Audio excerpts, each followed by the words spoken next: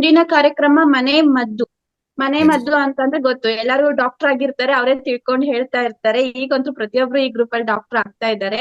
ಈಗ ಅದ್ರಲ್ಲೂ ನ್ಯಾಚುರಲ್ ಆಗಿ ಮಲೆನಾಡಿನವರು ಅವರು ನಮ್ಗೆ ಇದ್ರ ಬಗ್ಗೆ ಅಲೋವೆರಾ ಬಗ್ಗೆ ಹೇಳಕ್ ಬರ್ತಾ ಇದ್ದಾರೆ. ಅವರೇ ನಮ್ಮ ವಿಜಯಮ್ಮ.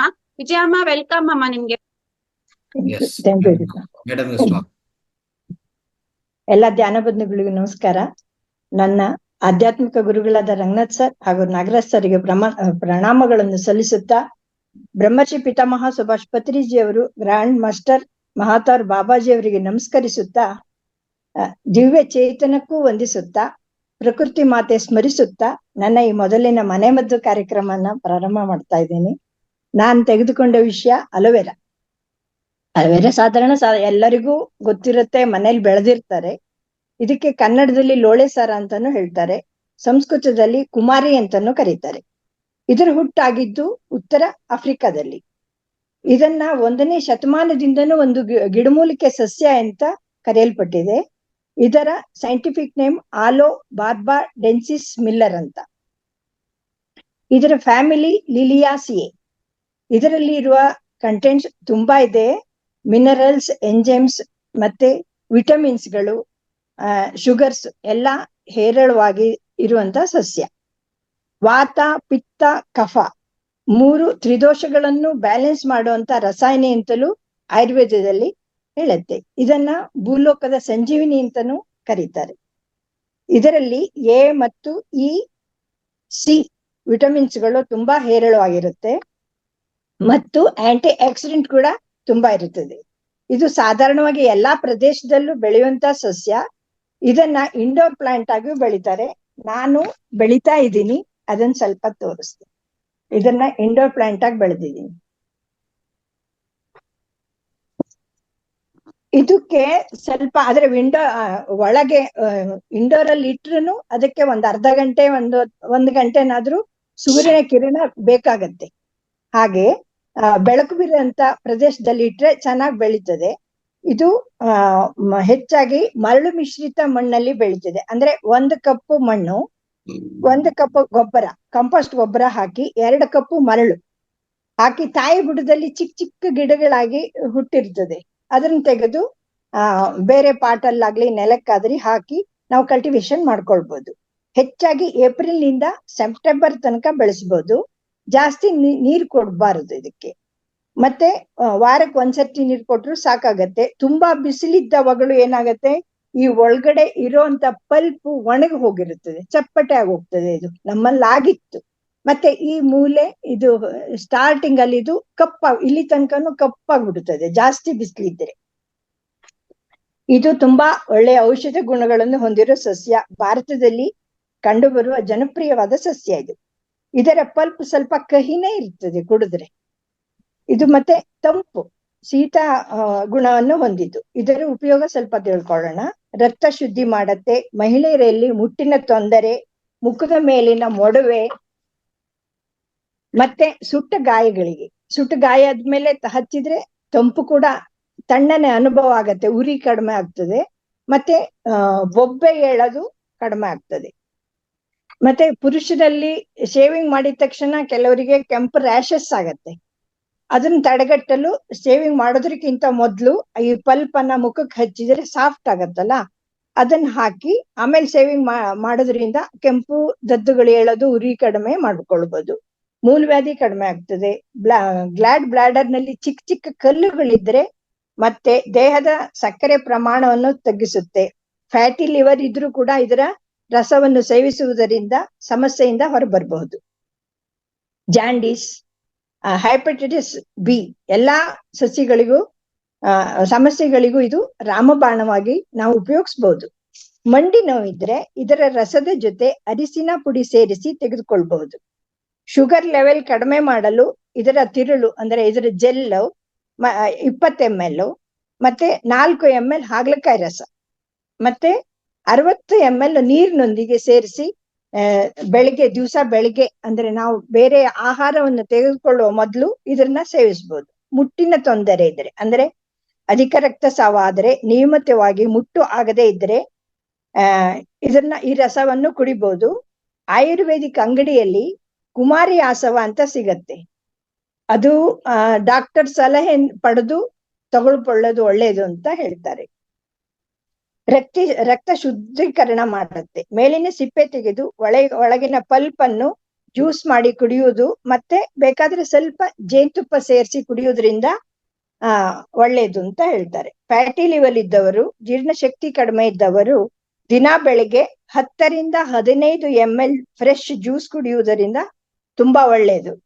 ಮುಖದ ಮೇಲಿನ ಮೊಡವೆ ಹಾಗೂ ಮೊಡವೆ ಕಲೆಗಳಿದ್ದರೆ ಇದರ ಜೆಲ್ ಡೈರೆಕ್ಟ್ ಆಗಿ ಮುಖಕ್ಕೆ ಹಚ್ಚಬಹುದು, ಇಲ್ಲ ಮತ್ತೆ ಅದಕ್ಕೆ ಅರಿಶಿನ ಪುಡಿ, ಈ ಜೆಲ್ ಮತ್ತೆ ಇದು ಸಿಪ್ಪೆ ತೆಗೆದು ಅದರ ಮೇಲೆ ಅರಿಶಿನ ಪುಡಿ ಹಚ್ಚಿ, ಅದು ನಾವು ಈ ಗಿಡದಿಂದ ಬೇರ್ಪಡಿಸಿದ ತಕ್ಷಣ ಇದರಲ್ಲಿ ಸ್ವಲ್ಪ ಹಳದಿ ಜೆಲ್ ಬರುತ್ತದೆ. ಅದನ್ನ ಯಾವ್ದಕ್ಕೂ ಉಪಯೋಗಿಸಬಾರದು, ಅದು ಸ್ವಲ್ಪ ವಿಷ ಅಂತ ಹೇಳ್ತಾರೆ. ಅದನ್ನ ಸ್ವಲ್ಪ ನಾವು ನೆನ್ಪಿಟ್ಕೊಳ್ಬೇಕು. 2-3 ನಿಮಿಷ ಅದು ಹಳದಿ ಜೆಲ್ ಬರ್ತಾ ಇರ್ತದೆ, ಅದನ್ನ ಕ್ಲೀನ್ ಆಗಿ ವಾಶ್ ಮಾಡ್ಬೇಕು. ಅದು ವಿಷ ಅಂತ ಹೇಳ್ತಾರೆ ಅಂತೆ, ನಾನು ಕೇಳಿದ್ದು. ಅದು ಕುಡಿಬಾರದು ಅಂತಾನು ಹೇಳ್ತಾರೆ.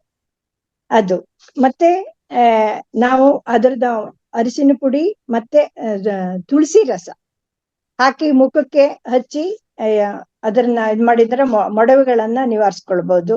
ತಲೆಗೆ ಈಗ ಕೂದಲು ಸೆಟ್ ಆಗ್ಲಿಕ್ಕೆ ಜೆಲ್ ಅಂತ ಉಪಯೋಗಿಸ್ತಾರೆ, ಕೆಮಿಕಲ್ ಇದು. ಅದ್ರ ಸಲುವಾಗಿ ಸಹ ಈ ಜೆಲ್ ಅನ್ನು ಉಪಯೋಗಿಸಿ ಕೂದಲು ಸರಿ ಕುತ್ಕೊಳ್ಳೋ ಹಾಗೆ ಮಾಡ್ಬೋದು. ಇದಕ್ಕೆ ತಲೆ ಹೊಟ್ಟು ನಿವಾರಣೆಗೂ ಇದು ಒಳ್ಳೇದು. ಸ್ವಲ್ಪ ಇದರ ಜೆಲ್ಲನ್ನು ತೆಗೆದು ಮೊಸರಲ್ಲಿ ಕಲಸಿ ತಲೆಗೆ ಹಚ್ಚಿ 10-15 ನಿಮಿಷ ಅಥವಾ 20 ನಿಮಿಷ ಬಿಟ್ಟು ಸ್ನಾನ ಮಾಡೋದ್ರಿಂದ ಕೂದಲಿನ ಹೊಳಪು ಬರುತ್ತದೆ, ಮತ್ತೆ ಹೊಟ್ಟು ಅಂದ್ರೆ ಡ್ಯಾಂಡ್ರಫ್ ಕೂಡ ಕಡಿಮೆ ಆಗ್ತದೆ. ಮತ್ತೆ ಮೂಲವ್ಯಾಧಿಗೆ ಇದು ಪರಮ ಔಷಧ, ಅದು ನನ್ನ ಅನುಭವವೂ ಕೂಡ. ಇದರ ಪಲ್ಪಿಗೆ ಮೊಸರು ಸೇರಿಸಿ ಬೆಳಗ್ಗೆ ತಿನ್ಬೋದು, ಇಲ್ಲ ಇದನ್ನ ಪಲ್ಪ್ಗೆ ಜ್ಯೂಸ್ ಮಾಡಿ ಮತ್ತೆ ಅದಕ್ಕೆ ಸ್ವಲ್ಪ ಜೀರಿಗೆ ಮತ್ತು ಇದರದ ಪಲ್ಪ್ ಅನ್ನು ಮಿಕ್ಸಿಗೆ ಹಾಕಿ ಸಾಧಾರಣ ಒಂದು ದೊಡ್ಡ ಗ್ಲಾಸ್ ಅಲ್ಲಿ ಬೆಳಗ್ಗೆ ಕುಡಿಬೇಕು. ಅದರಿಂದ ಉರಿ, ಮೊಳಕೆ ಬಂದಿರೋ ತರ ಬ್ಲೀಡಿಂಗ್ ಸಹ, ರಕ್ತ ಹೋಗ್ತಾ ಇರುತ್ತದಲ್ಲ, ಅದು ಸಹ ಕಡಿಮೆ ಆಗತ್ತೆ.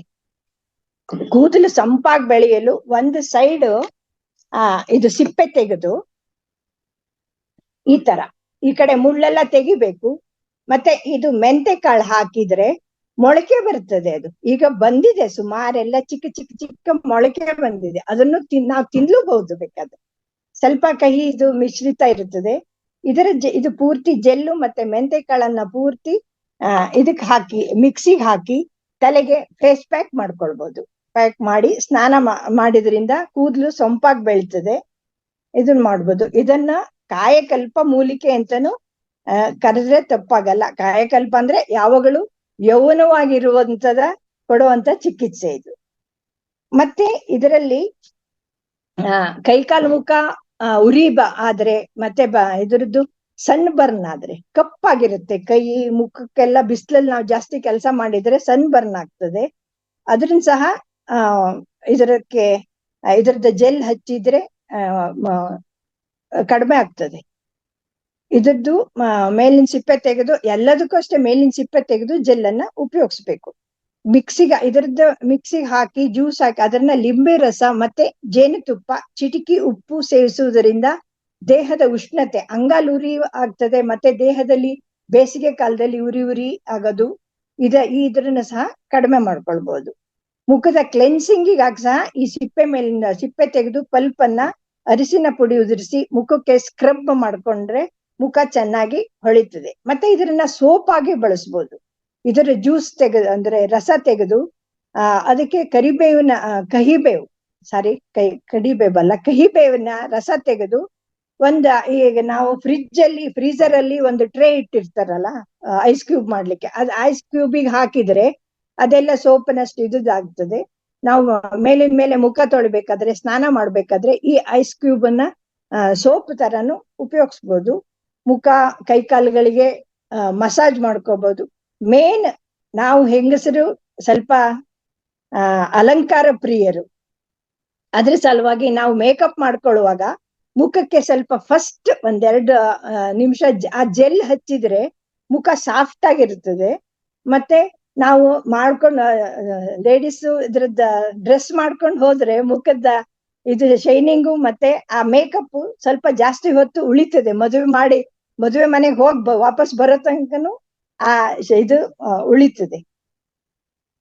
ಇದು ಆಲ್ವೇರಾ ಜೆಲ್ ಅನ್ನ ಇದ್ರದ್ದಾದ್ರೆ ಈ ಶಾಂಪೂ ತರಾನು ಉಪಯೋಗಿಸ್ಬೋದು. ತಲೆಗೆ ಸ್ನಾನ ಮಾಡ್ಬೇಕಾದ್ರೆ ದಾಸವಾಳದ ಪುಡಿ ಮತ್ತೆ ಇದು ಕಹಿಬೇವಿನ ಪುಡಿ ಮತ್ತೆ ಇದು ಗರ್ಗ ಅಂತಾರೆ ನಮ್ ಕಲ್ಲಿ ಅದು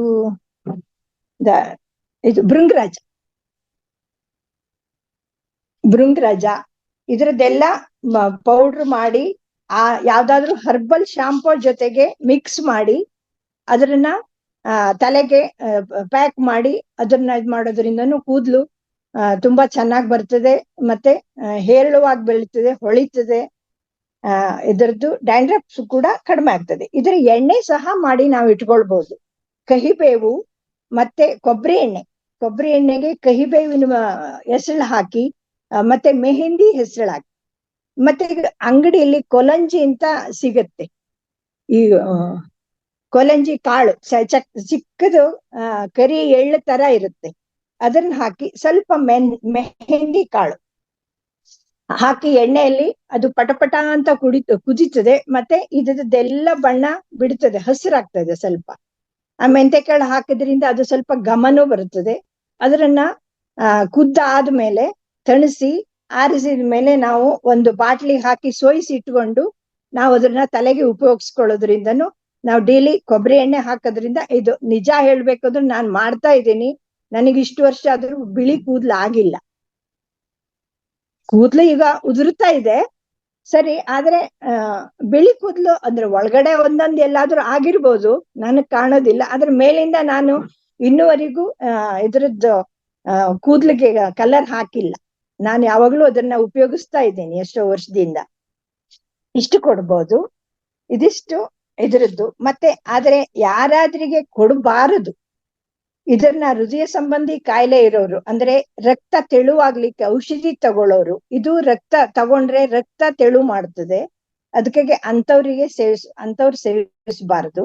ಗರ್ಭಿಣಿ ಸ್ತ್ರೀಯರು ಸೇವಿಸಬಾರದು. ಮತ್ತೆ 5 ವರ್ಷದ ಮಕ್ಕಳಿಗೆ ಕೊಡಬಾರದು ಅಂತಾನು ಹೇಳ್ತಾರೆ. ಇದು ಒಟ್ಟಿನಲ್ಲಿ ಹೇಳೋದಾದ್ರೆ ಈ ಅಲೋವೆರಾ ಬಹು ಉಪಯೋಗಿ ಸಸ್ಯ ಅಂತ ಹೇಳ್ಬಹುದು. ನನಗೆ ಈ ಅವಕಾಶ ಮಾಡಿಕೊಟ್ಟ ನಿಮ್ಮಲ್ಲೂ ರಂಗನಾಥ್ ಸರ್, ನಿಮ್ಮಲ್ಲೂ ಮಾಡುವ ಶಕ್ತಿ ಇದೆ, ಮುಂದುವರಿಯಿರಿ ಅಂತ ನಮ್ಮಲ್ಲಿ ನಂಬಿಕೆ ಮತ್ತೆ ಆತ್ಮವಿಶ್ವಾಸವನ್ನು ತುಂಬಿ ನಮ್ಗೆ ಸಹಕಾರ ಮಾಡಿಕೊಡ್ತಿರುವ ರಂಗನಾಥ್ ಸರ್ಗೆ ತುಂಬ ಹೃದಯದ ಧನ್ಯವಾದಗಳು sir. Thank you sir, thank you. ಈ ಜೂಮ್ ಸೆಷನ್ಸ್ ನಲ್ಲಿ ವೀಕ್ಷಿಸುತ್ತಿರುವ ಎಲ್ಲರಿಗೂ ಧನ್ಯವಾದಗಳು. Thank you, thank you, thank you.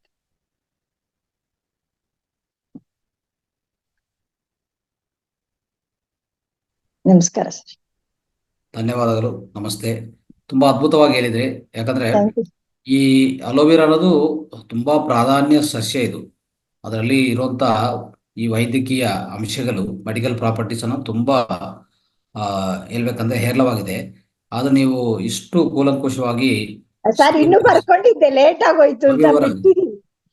ತೊಂದರೆ ಇಲ್ಲ, ಹೇಳ್ಬೋದು, ಏನ್ ತೊಂದರೆ ಇಲ್ಲ. ನೀವು ಎಷ್ಟು ಬರ್ಕೊಂಡಿದ್ರು ನೀಟಾಗಿ ಹೇಳಿದ್ರೆ ಏನ್ ತೊಂದರೆ ಇಲ್ಲ.